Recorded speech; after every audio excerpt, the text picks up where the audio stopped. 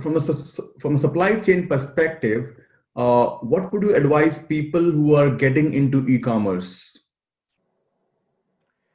Well, I think it's a great question. I think within the within the fulfillment area, there's a lot of new technologies that are out there that will help increase productivity in regard to picking.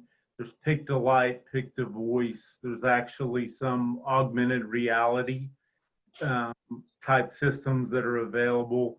And then there's more semi-automation. There's gravity-fed racking. There's obviously conveyors. There's box erectors. And so there's a lot of different technologies out there that will help you multiply your ability to fulfill, because it's really critical. You can have a great operations type area, but you've got to be able to keep up with them as well. So I think that is that's really key.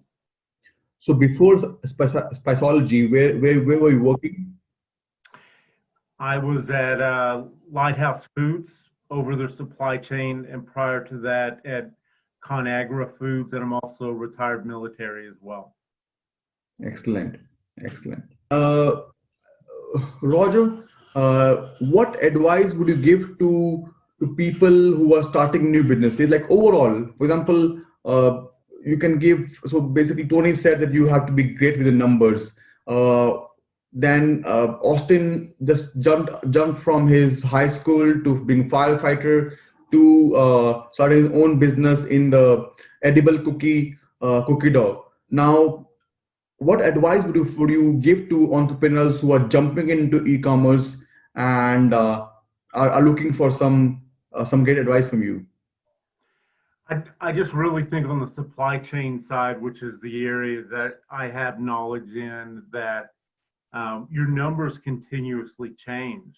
Your what you need to produce operationally when your marketing and your sales side are very successful, as they have been at Spiceology, and then fulfillment as well. You need to know the automation that you need. You need to know how many X times you need to build in order to keep up with demand. You've asked questions about lost revenue due to cart abandonments and what have you, and all that counts, right? So you've got to build out a supply chain that will keep up with all of that, and that's dynamic. It changes constantly. You have to keep on top of it. Excellent.